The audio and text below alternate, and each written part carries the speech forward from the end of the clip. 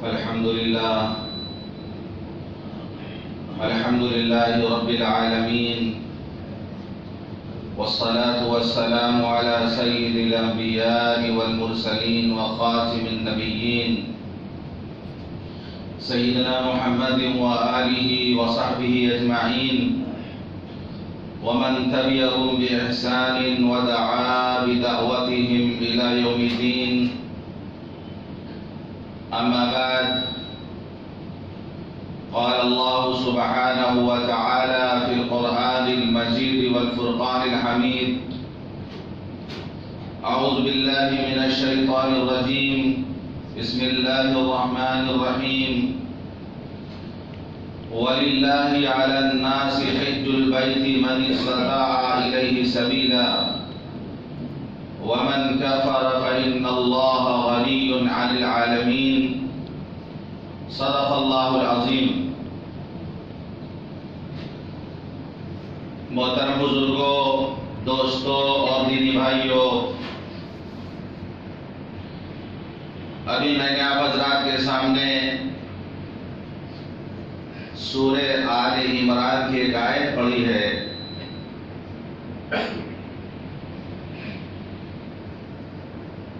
جب یہ آیت نازل ہوئی تو اسی آیت سے حج کی فرضیت کا اعلان ہوا.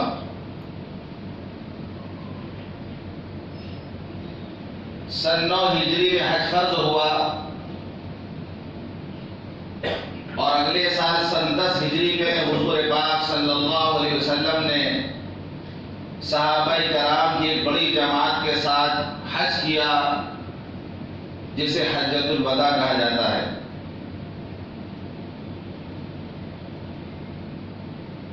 تو جب یہ آیت نازل ہوئی کہ وَلِلَّهِ عَلَى النَّاسِ حِجُّ الْبَيْتِ مَنِ اسْتَطَاعَ إِلَيْهِ سَبِيلًا، کہ اللہ کے واسطے بیت اللہ کا حج فرض ہے ان لوگوں پر جو وہاں تک پہنچنے کی استطاعت رکھتے ہوں. وَمَنْ كَفَرَ فَإِنَّ اللَّهَ غَنِيٌّ عَنِ الْعَالَمِينَ، جو انکار کرے تو اللہ تمام جہانوں سے بے نیاز ہے. جب یہ آیت نازل ہوئی تو حضور پاک صلی اللہ علیہ وسلم نے خطبہ دیا اور خطبے میں آپ نے ارشاد فرمایا کہ اے لوگوں، تم پر حج فرض کیا گیا، لہذا اس کو ادا کرنے کی کوشش کرو. تو مجمع میں سے ایک صاحب نے سوال کیا: اے اللہ کے رسول، کیا ہر سال حج کرنا فرض ہے؟ آپ نے کوئی جواب نہیں دیا. پھر اس صاحب نے دوبارہ سوال کیا: اللہ کے رسول، کیا ہر سال حج کرنا فرض ہے؟ آپ نے کوئی جواب نہیں دیا. یہاں تک کہ تیسری مرتبہ پھر انہوں نے سوال کیا کہ اللہ کے رسول کے ہر سال حج کرنا فرض ہے. تو آپ ناراض ہوئے اور آپ نے فرمایا کہ اگر تمہارے سوال کے جواب میں کہ کیا ہر سال حج کرنا فرض ہے اور میں جواب میں ہاں کہہ دیتا تو ہر سال حج کرنا فرض ہو جاتا، جس کو تم کر نہیں پاتے. جب تک میں تمہیں کسی چیز کا حکم نہ دوں، تم سوال کر کر کے اپنی پابندیوں میں اضافہ نہ کرو. تم سے پہلی امتیں اس لیے ہلاک و برباد ہوئی کہ وہ اپنے نبیوں سے سوالات بہت کرتی تھی اور جب حکم آ جاتا تو اس کی خلاف ورزی کرتی تھی. میری تعلیم تمہارے لیے ہے، جب میں تمہیں کسی چیز کا حکم دوں تو جہاں تک ہو سکے اس پر عمل کرنے کی کوشش کرو. جب میں تمہیں کسی چیز سے منع کر دوں تو اس سے رک جاؤ. تو اس حدیث سے ایک بات تو یہ معلوم ہوئی کہ ہر سال حج فرض نہیں ہے، بلکہ زندگی میں ایک مرتبہ حج فرض ہے، وہ بھی اس شخص پر جو وہاں تک پہنچنے کی استطاعت رکھتا ہو، ضروریات اصلیہ کے علاوہ اس کے پاس اتنا مال ہو کہ وہ وہاں تک پہنچ جائے، واپس آ جائے، اور وہاں اس کا قیام ہو تو وہاں کا خرچ اس کے پاس ہو، اور جتنے دن وہ وہاں رہے گھر والوں کا خرچ دے کر کے جائے۔ جس کے پاس اتنا مال ہو تو اس پر حج کرنا فرض ہے۔ اگر کوئی معذور ہے، پیر سے معذور یا آنکھ سے معذور، تو اس پر فرض نہیں ہے کہ وہاں جا کے وہ پریشان ہوگا۔ اسی طرح عورت بہت مالدار ہے، بہت پیسے والی ہے، لیکن اس کے ساتھ کوئی محرم نہیں ہے، تو عورت اکیلے سفر نہیں کرے گی۔ اسلام نے عورت کو تنہا سفر کرنے کی اجازت نہیں دی ہے۔ عورت پیسے والی ہے، لیکن اگر اس کے ساتھ اس کا محرم نہیں ہے، اس کا باپ نہیں ہے، اس کا شوہر نہیں ہے، اس کا بیٹا نہیں ہے، اس کے بھائی نہیں ہے، تو کسی غیر محرم کے ساتھ وہ حج نہیں کرے گی، اس پر حج فرض ہی نہیں ہوگا۔ اس پر حج اسی وقت فرض ہوگا مالدار بھی ہو اور محرم بھی ہو۔ اب چاہے وہ محرم جس کو وہ اپنے ساتھ لے کے جائے وہ اپنے خرچ پر حج کر رہا ہو، یا یہ عورت اس کو خرچ دے، لیکن اس کے ساتھ محرم کا ہونا ضروری ہے۔ ہمارے ہندوستان میں ایک غلط فہمی، ایک بہت بڑی غلط فہمی یہ ہے کہ لوگ پیسہ جمع کر کے رکھتے ہیں بیٹی کی شادی کرنے کے لیے، حج کرنے کا نام نہیں لیتے، مال جمع کر کے رکھے ہوئے ہیں وہ، اور جب اسے سوال کیا جاتا ہے تو یہ جواب دیتے کہ ابھی بیٹی کی شادی کرنا ہے، ابھی بچی کی شادی کرنا ہے، پہلے اس فرض کو تو ادا کر لے، اس ذمہ داری سے پہلے فارغ ہو جائیں، اس کے بعد پھر حج کریں گے۔ یہ بہت بڑی غلط فہمی ہے جو ہمارے ذہن و دماغ میں بیٹھی ہوئی ہے۔ اگر آپ کے پاس مال جمع ہو گئے اتنا جس پر حج فرض ہوتا ہے، جیسے کہ بتایا گیا کہ وہاں تک آنے جانے کا خرچ اٹھا سکتا ہے وہ، تو اس پر حج کرنا فرض ہو جائے گا۔ اگر اس کے باوجود وہ نہیں کر رہا تو پھر حضرت علی رضی اللہ عنہ روایت کرتے ہیں کہ رسول اللہ صلی اللہ علیہ وسلم نے ارشاد فرمایا، جس کے پاس سفر کا ضروری سامان ہو، سواری میسر ہو، اس کے باوجود وہ بیت اللہ کا حج نہ کرے تو کوئی فرق نہیں پڑتا کہ وہ یہودی ہو کے مرے کہ نصرانی ہو کے مرے، یعنی ایمان تو اس کا خاتمہ مشکل ہے۔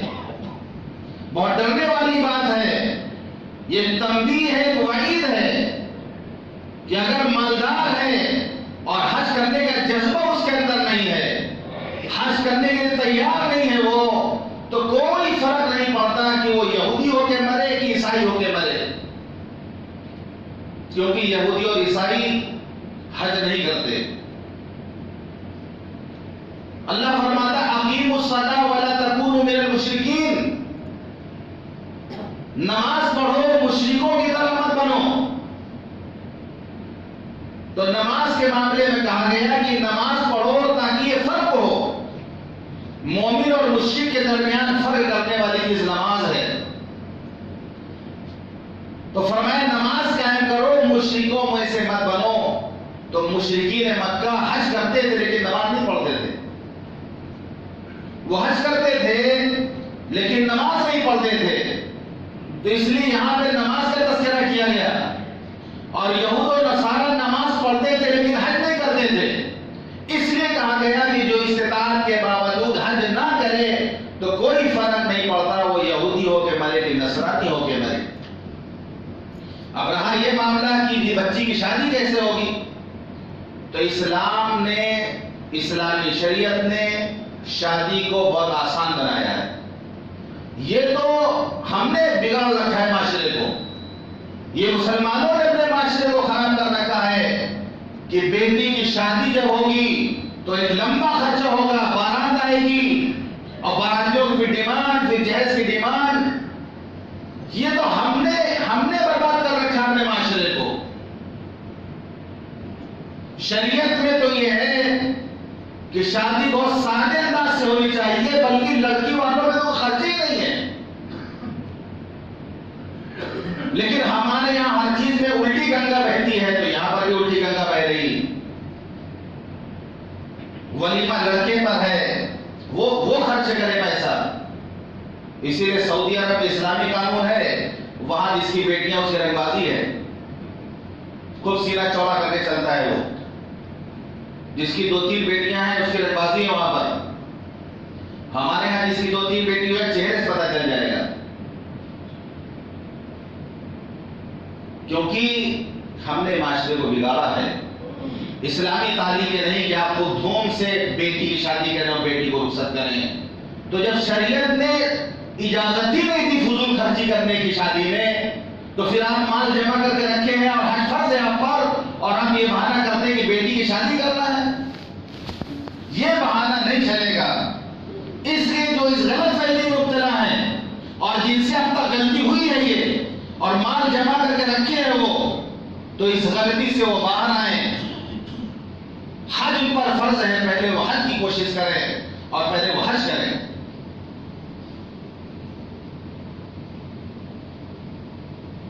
اسی طریقے سے حج جو ہوتا ہے وہ حضرت ابراہیم علیہ السلام کی یادگاریں ہیں. یعنی حج نام ہے حضرت ابراہیم علیہ السلام کی چند اداؤں کا. حج نام ہے حضرت ابراہیم علیہ السلام کی چند وفاؤں کا. کعبے کا طواف کرنا، صفا مروہ کے درمیان سعی کرنا، عرفات کا وقوف، مزدلفہ کا وقوف، منی کا قیام، جمرات کو کنکریاں مارنا یعنی شیطان کو کنکری مارنا، پھر قربانی کرنا، یہ سب یادگار حضرت ابراہیم علیہ السلام کی. اگر کسی کو صحیح اور مخلصانہ حج نصیب ہو جائے، جسے شریعت کی زبان میں حج مبرور کہا جاتا ہے، اور حضرت ابراہیم علیہ السلام اور حضرت محمد رسول اللہ صلی اللہ علیہ وسلم کی نسبت کا کوئی ذرہ اس کے ہاتھ لگ جائے، تو اس دنیا میں اس کو ایسی سعادت مل گئی کہ اس سے بڑی سعادت کا تصور نہیں کیا جا سکتا. کہ فرمایا گیا حج مبرور کا بدلہ تو صرف جنت ہے. یعنی مقبول حج کا ثواب، مقبول حج کا بدلہ صرف جنت ہے. من حج ولم يرفث ولم يفسق رجع كيوم ولدته امه. جو حج کرے، فحش بات نہ کرے، گناہ کا ارتکاب نہ کرے، اس حال میں وہ واپس لوٹتا ہے گویا وہ اس دن کی طرح ہو جاتا ہے جس دن اس کی ماں نے اس کو جنا. یعنی گناہوں سے پاک صاف ہو کر اپنے گھر کو واپس آتا ہے. ہر مسلمان کے دل میں خواہش ہوتی ہے، ہر مسلمان کے دل میں جذبہ ہوتا ہے کہ وہاں تک پہنچے وہ. کتنے لوگ ہیں جو اس کے لیے دعائیں کرتے ہیں، سب نہیں کرتے ہیں. کتنے لوگ ہیں جو اس کے لیے دعائیں کرتے ہیں، بہتوں کی دعا قبول ہوتی ہے اور وہاں کی حاضری نصیب ہوتی ہے، اور بہت دعائیں کرتے کرتے حسرت لے کے دنیا سے چلے جاتے ہیں. لیکن جنہیں اللہ نے مالدار بنایا ہے، جن کے پاس پیسہ ہے، وہ حج کر سکتے ہیں، تو ان کو حج کرنا چاہیے. حج ان پر فرض ہے، انہیں حج کرنا چاہیے، اور وہاں کی زیارت سے جو اپنی آنکھوں کو منور کرنا چاہیے. ہمارے اکابرین، ہمارے بڑے بہت ذوق و شوق کے ساتھ حج کا سفر کرتے تھے، بڑی تکلیفیں اٹھاتے تھے، مجاہدے کیا کرتے تھے، راتوں کو اٹھ کے اللہ کے سامنے گڑگڑاتے تھے، دعائیں مانگا کرتے تھے. اور اگر وہاں کی حاضری نصیب ہو جاتی تو سجدہ شکر میں گر جاتے تھے. ایک مجاہدہ ہوتا تھا، ایک لمبا سفر ہوتا تھا. ابھی تو بہت آسانی ہو گئی ہے. پہلے کے حج کرنے والے بہت پکے ہوتے تھے، راستے کچے تھے اس زمانے کے، لیکن حاجی بہت پکے ہوا کرتے تھے. اور ابھی راستے پکے ہو گئے ہیں لیکن حاجی جو کچے ہو گئے. پہلے عزم ہوتا تھا، حوصلہ ہوتا تھا، ارادہ ہوتا تھا، ایک توق ہوتی تھی، ایک تمنا ہوتی تھی. کہ مولانا علی کے ندوی رحمۃ اللہ علیہ نے کتاب لکھا، عربی میں لکھا الطریق الی المدینہ، اس کا اردو میں ترجمہ ہوا کاروان مدینہ. پڑھنا چاہیے اس کو، دارالارشاد میں آپ کو مل جائے کلکتہ میں. کیا جذب و شوق سے لکھا مولانا نے، یہاں تک کہ مولانا خود بیان کیا کہ قیامت کے دن اپنی نجات کے لیے اگر کوئی چیز ہے میرے پاس، کوئی سوغات ہے میرے پاس، تو یہ کاروان مدینہ، السیرۃ النبویہ، سیرت حضور پاک صلی اللہ علیہ وسلم کی سیرت جو انہوں نے لکھی. یہ 2-4 کتابوں کا مولانا نام لیا. کتابیں تو بہت لکھی لیکن ان 2-4 کتابوں کا نام لیا کہ یہی پیش کر دیں گے ہم. جذب و شوق میں لکھی گئی وہ کتاب، جب وہ کتاب عربی میں تیار ہوئی تو عالم اسلام کی ایک بڑی شخصیت، بڑے ادیب علامہ طنطاوی، ان سے مولانا نے کہا کتاب کا مقدمہ آپ لکھ دیجئے. مقدمہ لکھ دیجئے جسے کیا ہے انٹروڈکشن جس کو کہا جاتا ہے، کتاب کا تعارف ہو جائے لوگوں کے سامنے. تو علی طنطاوی نے اس کتاب پہ بہترین مقدمہ لکھا ہے. وہی پڑھنے کے لائق انہوں نے اپنا تذکرہ کیا اس زمانے میں جو انہوں نے حج کیا تھا. اردو میں بھی اس کا ترجمہ موجود ہے اس کتاب میں. تو انہوں نے لفظ لکھا عربی میں ربحنا الوقت وخسرنا العواطف والتأملات. ایک جملہ لکھا علی طنطاوی نے، ربحنا الوقت، ہم نے وقت سے فائدہ اٹھا لیا، ہم نے وقت سے فائدہ اٹھا لیا. وخسرنا العواطف والتأملات، لیکن ہم نے اپنے جذبات اور احساسات کھو دیے ہیں. پہلے جو حج کا سفر ہوتا تھا 2-3 مہینے لگ جایا کرتے تھے. سمندری سفر ہوتا تھا، پانی کشتی ہوتی تھی، موافق ہوا ہے تو چلی جاتی کشتی، ہوا مخالف ہو گئی، بات کھول دیا گیا، کشتی کھڑی ہوئی ہے، ہفتہ بھر کھڑی رہے وہیں پر، جب موافق ہوا ہوگی پھر چلے گی. مہینوں لگ جاتے تھے وہاں تک پہنچنے میں، مہینوں. کتنی کو طبیعت خراب ہوتی، بیمار پڑ جاتے، کیونکہ جہاز کا ایک سمندر کا ایک سفر ہوتا تھا، کسی کو چکر، کسی کو متلی، مہینوں لگ جاتے تھے. اور پھر اس کے بعد جو یہ پانی کا جہاز چلتا تھا اس میں کتنے لوگ بیمار ہو کرتے تھے، بیمار پڑ جاتے تھے، علاج ہوتا تھا. جب وہ جہاز جدہ میں جانے لگتا تھا پھر بھی حاجی کو اجازت نہیں ہوتی تھی اترا ہے جہاز سے نیچے. جہاز پہ رہو، 1-2 دن تک جہاز میں ایسی حاجی رہتے تھے. علاج چل رہا ہے، جو مریض ہے جو بیمار ہے ان کا علاج جہاز میں ہو رہا. 2 دن 3 دن کے بعد اجازت ہوتی جہاز سے نیچے اترنے کی. جہاز سے نیچے اترنے کی ابھی تو ہم نے دیکھا کہ آپ کلکتہ سے بیٹھے، آپ لکھنؤ سے بیٹھے، آپ ممبئی سے بیٹھے، آپ دلی سے بیٹھے، آپ جو ہے اگر براہ راست فلائٹ ہے آپ کی تو 4 سے 5 گھنٹہ میں آپ اتر جائیں گے جدہ میں جا کر. کہ اگر کوئی ہندوستان سے وضو کر کے اس وضو سے نماز پڑھنا، سرزمین عرب میں نماز پڑھنا چاہے اس وضو سے وہ نماز پڑھ سکتا ہے. اتنی آسانی ہو گئی ہے کہ جب جہاز جا کے اترتا ہے تو پبلک کھڑی ہو جاتی ہے، ابھی گیٹ نہیں کھلا. یعنی اتنی جلدی انسانوں کا ہے کہ ان الانسان خلق عجولا کہا گیا ہے کہ انسان جلد باز پیدا ہوا ہے. لگتا ہے کہ بس اترنا ہے، دروازہ کھلے گا کود جائے گا. لگتا ہے 2 منزلہ اونچا جہاز ہوتا ہے، ابھی سیڑھی لگے گی پھر اترا جائے گا جدہ میں جا کر کے. لیکن اتنی بے چینی ہوتی لوگوں میں کہ جہاز رکا سارے لوگ کھڑے ہو جاتے ہیں. بلکہ ہو سکتا ہے کہ ابھی اترنے والا اعلان ہو جاتا ہے اترنے والا ہے، 2-4 لوگ اسے بھی کھڑے ہو جائیں. یار ہاتھ سے ڈال کے بیٹھاتے ہیں، بیٹھیے بیلٹ باندھ کے رکھیے، کیونکہ وہ خطرے کا وقت ہوتا ہے. جب جہاز اڑتا ہے جب اترتا ہے تو خطرے کا وقت ہوتا ہے، اور اسی میں لوگ سامان اتارنے کی کوشش کرنے لگتے ہیں. جلدی ہوتی ہے، 4-5 گھنٹہ میں پہنچتے ہیں، اس کے باوجود فوراً کھڑے ہو جاتے ہیں. تو یہاں آسانی ہو گئی، لیکن اس وقت آسانی نہیں تھی. مہینوں کا سفر کر کے جدہ پہنچے. جدہ سے مکہ آنے کے لیے ایک ہفتہ لگ جاتا تھا، ایک ہفتہ لگ جاتا، اونٹ کرائے پہ لیا جاتا، اس میں سامان لادا جاتا، پیدل چل رہے لوگ، سامان اونٹ پر، پھر پانی کا کتنا ذخیرہ لے کے چلنا پڑتا رہا ہوگا۔ اس زمانے پانی میں نہیں تھا راستوں میں، وضو کے لیے پانی، طہارت کے لیے پانی، پینے کے لیے پانی، کتنا پانی لے کے چلتے رہے ہوں گے لوگ، ہفتہ بھر پیدل سفر کر کے مکہ پہنچتے تھے۔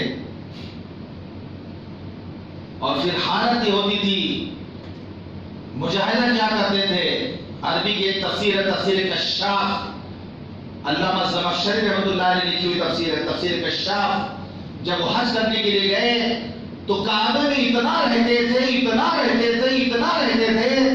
کہ ان کا لقب ہی پڑ گیا جار اللہ، یعنی اللہ کا پڑوسی۔ اب ان کے نام کیا کہتا ہے؟ علامہ جار اللہ زمخشری، تفسیر کشاف یہ انہوں نے لکھی۔ تو اتنا وقت انہوں نے حرم میں گزارا، اتنا کعبے کے پاس رہے کہ عربوں نے ان کو یہ لقب دے دیا کہ یہ تو جار اللہ ہے، یہ تو اللہ کا پڑوسی ہے۔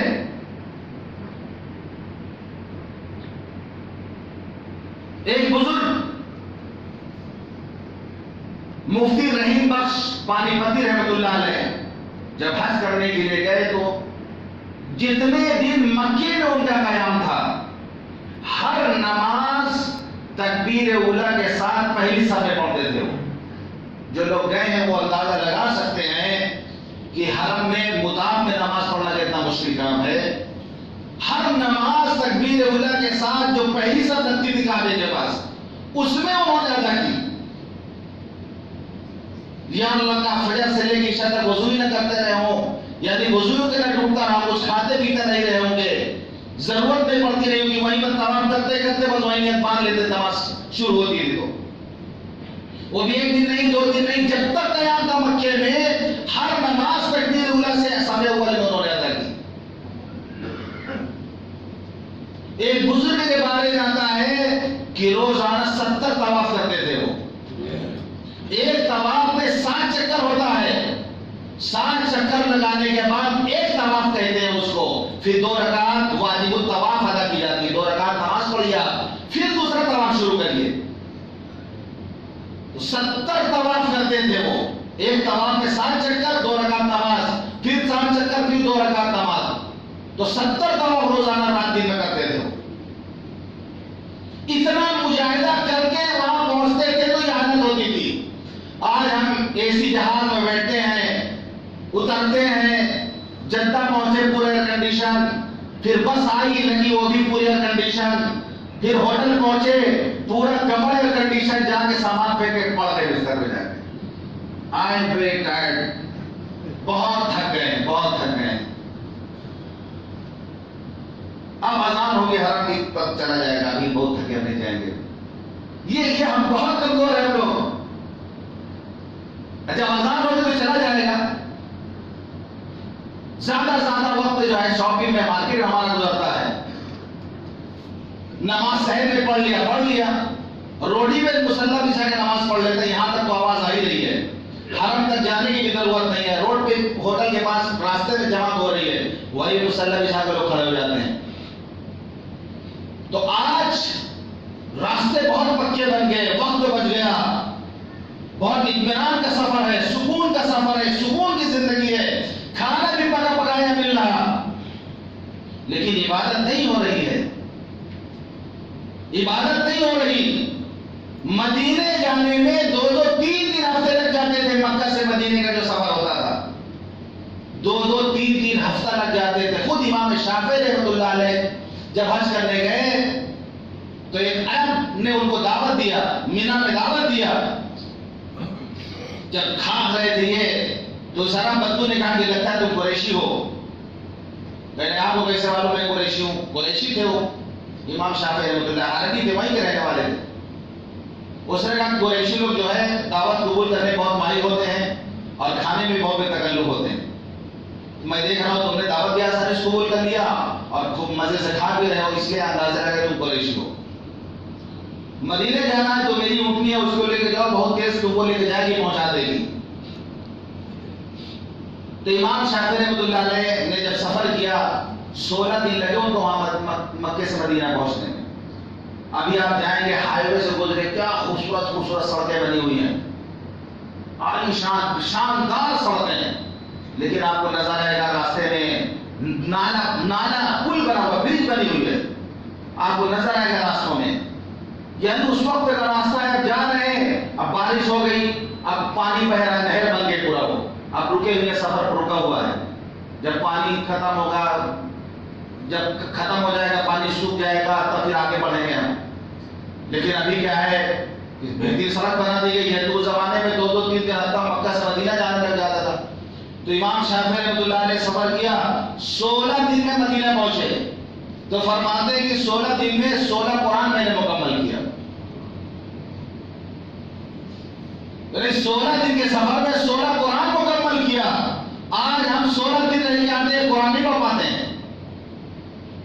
عمرہ کرنے گئے 15-16 دن، شاید کوئی ایک قرآن مکمل کر کے آتا ہو. وہ تو بہت کم ہے. 40 دن جو حاجی لوگ رہ کے آتے ہیں ایک قرآن مکمل کرنے بڑی بڑی بات ہے.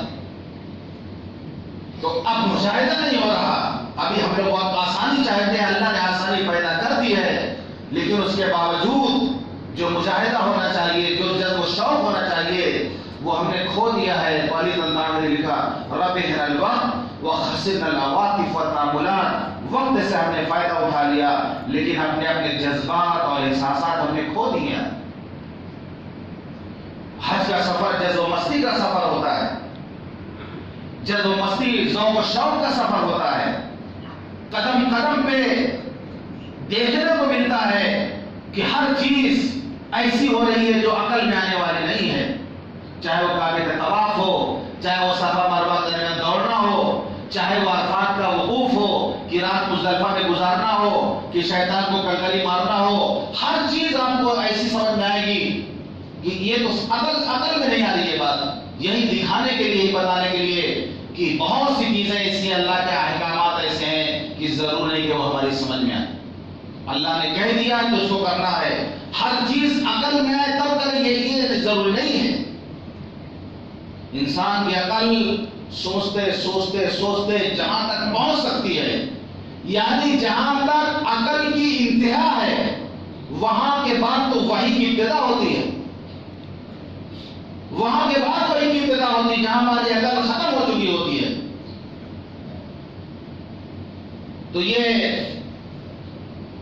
آج 29 تاریخ ہے، آج چاند نکل سکتا ہے. کل سے جو ہے عشر ذی الحجہ شروع ہو جائے گا، جس کی اللہ نے قرآن میں قسم کھائی ہے. بسم اللہ الرحمن الرحیم والفجر ولیال عشر. قسم ہے فجر کے وقت کی اور قسم ہے 10 راتوں کی. 10 راتوں سے مراد یہ ذی الحجہ کے جو ہے یہ 10 دن ہیں. ذی الحجہ کے 10 دن بڑی اہمیت کے حامل ہیں. اس میں آدمی عبادت کرے، اس میں آدمی روزہ رکھے. خاص طور سے 9 تاریخ کا روزہ جسے عرفہ کا روزہ کہا جاتا ہے. حاجی لوگوں کے لیے وہ روزہ نہیں ہے، ان کے لیے وہ عرفات میں وقوف کرتے ہیں، ان کے لیے روزہ نہیں ہے. لیکن جو لوگ حج میں نہیں گئے ہیں، وہ اپنے وطن میں ہیں، تو 9 تاریخ کا روزہ رکھ لیں، وہ عرفے کا روزہ. اسی طریقے سے کسی کو قربانی، جس کا ارادہ ہے قربانی کرنے کا، تو وہ حدیث میں آتا ہے کہ اپنے بال اور ناخن پھر نہ کاٹے. ان 10 دنوں میں قربانی کے بعد پھر وہ کاٹے تو یاد لاسٹ دن ہے مغرب سے پہلے آدمی جو ہے اگر ضرورت ہو اس کو تو بال کاٹنے کی یا ناخن کاٹنے کی اس کو کاٹ لے. وہ یہ کوئی فرض واجب نہیں ہے، یہ بھی سمجھ لیں آپ، یہ کوئی فرض واجب نہیں ہے، مستحب عمل ہے. یعنی کہ اس طرح حج کرنے والے جو ہے جب احرام باندھتے ہیں تو ان پر کچھ پابندی عائد ہوتی ہے کہ وہ بال نہیں کاٹ سکتے، وہ ناخن نہیں کاٹ سکتے. ان کی مشابہت ہو جاتی ہے. جیسے قربانی وہ لوگ کرتے ہیں حج میں، ہم یہاں قربانی کرتے ہیں تو ان کی مشابہت ہو جاتی ہے. تو مشابہت ہم پیدا کرنے کی کوشش کریں تو یہ ایک مستحب عمل ہے، کوئی فرض واجب نہیں ہے. اسی طریقے سے ایک ضروری بات ہے کہ قربانی کے جانور آپ لائیں تو بہت احتیاط کے ساتھ لائیں، بہت احتیاط کے ساتھ لائیں، اور کوئی ہنگامہ ایسا نہ ہو، کسی طریقے سے کوئی شور نہ ہو. ہمارا یہ دینی فریضہ ہے قربانی، یہ ہمارے لیے جو واجب ہے، اس کو ہمیں کرنا ہے. لیکن ہم ایسی کوئی حرکت نہ کریں، ایسا کوئی کام نہ کریں جس سے ہمارا ماحول خراب ہو۔ قربانی کرنے میں بھی ہم احتیاط کریں کہ بلا وجہ چمڑے جو نہ پھینکیں، گندگی زیادہ نہ پھیلائیں۔ عام طور پہ دیکھا جاتا ہے گندگی بہت لوگ پھیلا دیتے ہیں، صفائی کا اہتمام رکھیں آپ۔ اس میں بھی جو ہے آپ سعودی عرب میں جا کے دیکھیں کتنے جانور ذبح ہوتے ہوں گے وہاں، لیکن کہیں آپ کو گندگی نظر نہیں آئے گی، کہیں گندگی نظر نہیں آئے گی۔ تو صفائی کا خاص طور سے اہتمام کریں ہم، اور قربانی واجب ہے جن پر وہ قربانی کرنے کی کوشش کرے۔ ایک گھر میں 2-3 لوگوں پر بھی واجب ہو سکتی ہے۔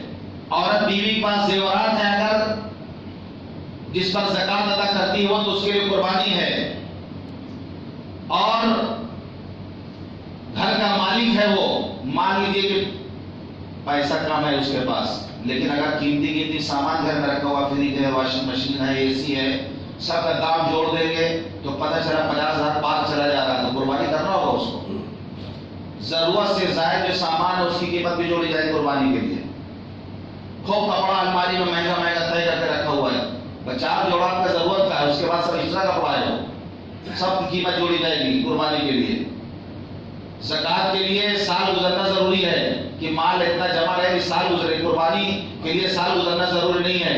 اگر قربانی کے دنوں میں پیسے اتنا آ گیا تو آپ کو قربانی کرنی پڑے گی۔ تو اس لیے یہ نہ سوچیں کہ ایک آدمی قربانی کر دے گا تو پورے گھر بلکہ پوری امت کی طرف سے ادا ہو جائے گی، یہ غلط فہمی نہ رہے۔ گھر میں اگر 2-3 لوگ کمانے والے ہیں، اپنی کمائی اپنے پاس رکھتے ہیں وہ، اور اتنا ہو جاتا ان کے پاس 40,000 روپے، تو ان پر قربانی واجب ہو جائے گی۔ بیوی پر الگ قربانی واجب ہوگی اس کے زیورات کی وجہ سے، شوہر پر الگ قربانی واجب ہوگی۔ تو اس مسائل کو علماء سے معلوم کریں۔ تقریر میں بہت مسائل نہیں بتایا جا سکتا ہے، کیونکہ مسائل ایک ایسی چیز ہے کہ ہو سکتا ہے کسی کو نہ سمجھ آئے، پھر وہ غلط باتیں پھیلائے گا۔ تو مسائل کے معاملے میں علماء کے پاس جائیں، ان سے بیٹھ کے اطمینان سے بیٹھ کے بات کریں، معلوم کریں، تاکہ غلط بات پہ عمل نہ کریں، ورنہ سنی سنائی بات پہ عمل کرے گا آدمی تو غلطی کر بیٹھے گا۔ تو اللہ تعالیٰ ہم سب کو اخلاص کے ساتھ قربانی کرنے کی توفیق عطا فرمائے۔ جو لوگ حج کے لیے گئے ہیں اللہ انہیں اخلاص کے ساتھ فریضہ حق ادا کرنے کو توفیق عطا فرمائے۔ وآخر دعوانا الحمدللہ۔